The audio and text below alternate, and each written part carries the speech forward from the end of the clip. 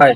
अब हम डिस्कस करें लेटेस्ट सी बुक के 14 चैप्टर के ऊपर, जिसका नाम है कि multi dimensional array. Multi dimensional array मतलब सिंगल डी एरे के अलावा जितने भी एरेज आते हैं वो मल्टी डायमेंशन के अंदर है। 1D को छोड़ के 2D एरे हो गया, 3D हो गया, 4D एरे हो गया, एनडी टाइप के एरे को हम सी के अंदर एक्सेस कर सकते हैं।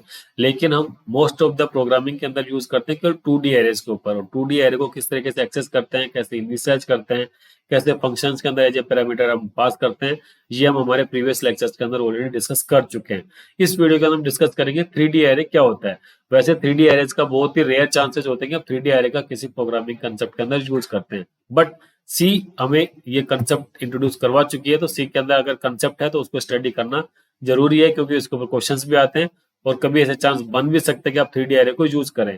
3D एरे को यूज हम इसलिए नहीं करते क्योंकि 3D एरे को हैंडल करना एक प्रोग्रामर के लिए बहुत टिपिकल टास्क हो जाता है, क्योंकि लेवल्स ऑफ डायरेक्शन के उसके अंदर बढ़ जाते हैं। तो एक्चुअली में 3D एरे क्या होता है इसके ऊपर हम डिस्कस करते हैं।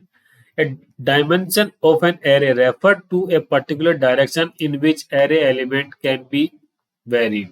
जैसे हम बात करते हैं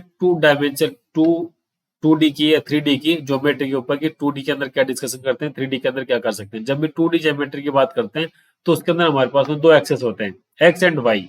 उस अगर दो एक्सेस के ऊपर बात करें तो उसको बोलते हैं क्या, 2D ज्योमेट्री। और 3D ज्योमेट्री की बात करेंगे तो उसके ऊपर क्या आ जाता है, एक्स वाई एंड जेड, तीनों एक्सेस आ जाते हैं।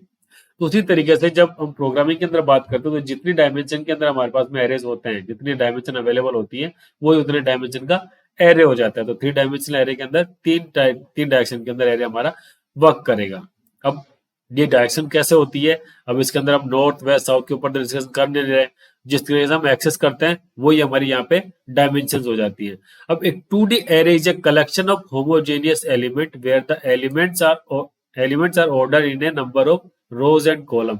एक 2D एरे को हम डिक्लेयर करते हैं तो मैट्रिक्स के फॉर्मूले के अंदर उसको डिफाइन करते हैं, उसके अंदर नंबर ऑफ रोज होते हैं और नंबर ऑफ कॉलम्स होते हैं। ये होता है हमारा 2D। तो वैसे देखा जाए तो 2D क्या होता है, collection of arrays, collection of 1D arrays. 1D array मतलब कि कितनी रोज अगर हमारे पास में एरेज आ गया तो ये बता देता 1D एरे उसके कॉलम्स हो जाएंगे, कि मतलब तीन 1D एरे को जोड़ करके अगर हमने बना दिया कि तीन उसके अंदर रो होगी तो उस तरीके से वो हमारा 2D एरे बन जाता है। तो सेम उसी तरीके से कलेक्शन ऑफ जो 2D एरेज होता है वो होता है 3D एरे। तो क्या बोल सकते हैं, 3D array can be thought of as an array of arrays. A 3 dimensional array और 3D array in a C, a collection of 2 dimensional arrays को हम 3D बोल देते हैं, 3D एरे बोल देते हैं। अब 3D एरे को डिक्लेयर कैसे करते हैं, डिक्लेयर करने का सिंपल कंसेप्ट है, जो 2D एरे फॉलो करता है 1D एरे फॉलो करता है, उसी तरीके से 3D एरे फॉलो करता है। 1D एरे के अंदर क्या करते हैं, सबसे पहले डेटा टाइप, उसके बाद में वेरिएबल का नाम, वेरिएबल का नाम मतलब कि डेटा उसके एरे का नाम, उसके बाद हम साइज ऑफ एरे बता देते हैं। लेकिन चूंकि 1D एरे होता है तो उसके अंदर केवल हमें एक ही डायरेक्शन की लेंथ बतानी होती है, किस साइज की हमारी लेंथ होगी, तो उसके लिए उसके अंदर केवल एक डिफाइन करते हैं। 2D एरे के अंदर हमें दो डायरेक्शन को डिफाइन करना पड़ता है, उसके अंदर हम दो कैपिटल ब्रैकेट लेते हैं। लेकिन 3D एरे के अंदर हमको तीन डायरेक्शन बतानी पड़ेगी कि तीन डायरेक्शन में उसके साइज कहाँ तक बढ़ना है, तो उसके लिए हमें तीन कैपिटल ब्रैकेट का यूज कर लेते हैं। तो ये तीनों के तीनों डायरेक्शन को शो करते हैं। तो डेटा टाइप क्या हो गया, type of data to be stored in each element, array name, name of the array, array का नाम किस तरीके से देंगे, जो भी रूल्स एंड रेगुलेशंस या जो भी terms and condition C language के अंदर एक वेरिएबल का नाम डिफाइन करने के अंदर अप्लाई होती है, वो सारी की सारी एरे के नाम को डिफाइन करने पे भी अप्लाई होगी। एक्स एंड आई क्या हो गया, नंबर ऑफ 2D एरेज।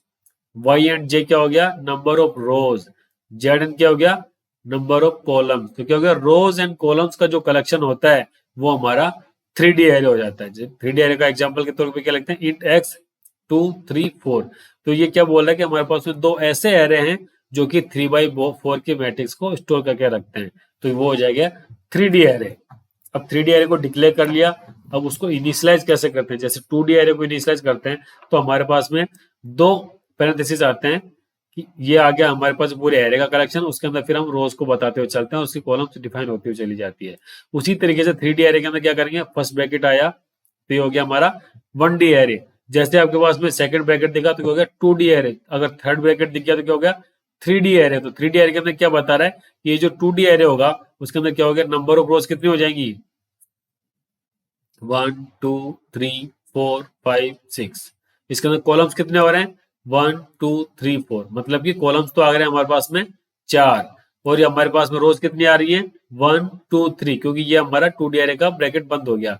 ये हमारे पास में दूसरे ब्रैकेट इंसर्ट हो, मतलब कि हमारे पास में यहाँ पे टू 2D एरेज हैं किस डायरेक्शन के, 3/4 के, 3/4 की मैट्रिक्स स्टोर करके रखते हैं यहाँ पे टू मैट्रिक्स को। ये उसका सिंपल डिक्लेरेशन है। अगर हम इसको इस तरीके से डिक्लेयर ना करें तो हमें सबको पता है कि जब भी एरे की बात करते हैं तो एरे के अंदर कंटिन्यूअस मेमोरी एलोकेशन होता है, सारे के सारे आइटम उसी तरीके से स्टोर होते हैं। तो आप जब उसको बता देते हो क्या आपकी साइज है, उसको अपने आप कन्वर्ट कर लेगा, क्योंकि मेमोरी तो इसकी कंटिन्यूस जाएगी, सारी की सारी उसके अंदर ऐड होती हुई। तो हम इसको सिंपल तरीके से भी डिक्लेयर कर सकते हैं और इस तरीके से भी इनिशियलाइज कर सकते हैं। इनिशियलाइज करने के हमारे पास दो प्रोसेस है, सिंपल जैसे 1D एरे के अंदर असाइन करते हैं उस तरीके से कर सकते हैं, और पर्टिकुलर हम रोज एंड कॉलम्स को डिफाइन करके भी कर सकते हैं। अब एरे को इनिशियलाइज तो कर दिया है, इनिशियलाइज करने के बाद बात आती है कि उस एरे को एक्सेस कैसे करें।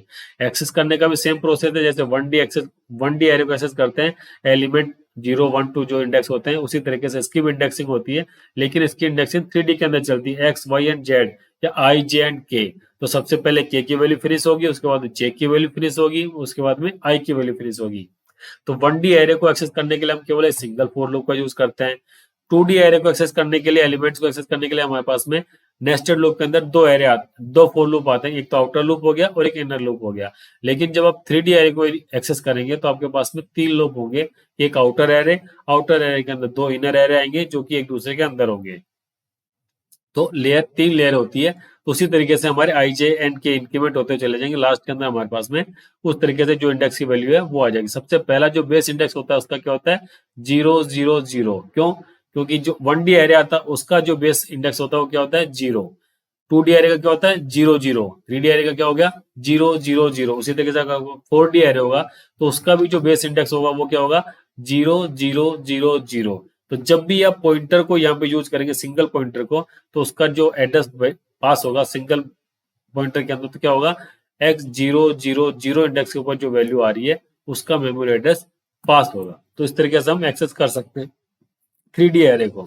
अब ओवरऑल हमने एरे के अंदर क्या डिस्कशन करा है, it is possible to construct multi dimensional array. कि 1D एरे का भी कंसेप्ट नहीं होता, 2D 3D array, multi dimensional array को हम सी के अंदर डिक्लेयर कर सकते हैं, यूज कर सकते हैं। अब 2D array is a collection of several 1D array. Collection of बहुत सारे जो सिंगल 1D एरे होते हैं उनको बोलते हैं 2D एरे। उसी तरीके से कलेक्शन ऑफ 2D एरे जो होता है वो होता है 3D array. All elements of 2D और 3D array are internally accessed using pointers. Array के हर एक इंडेक्स को, हर एक आइटम को हम एक्सेस कर सकते हैं with the help of pointer, क्योंकि हर पॉइंटर का यूज क्या होता है, नॉर्मल एक वेरिएबल की तरह ही यूज होता है।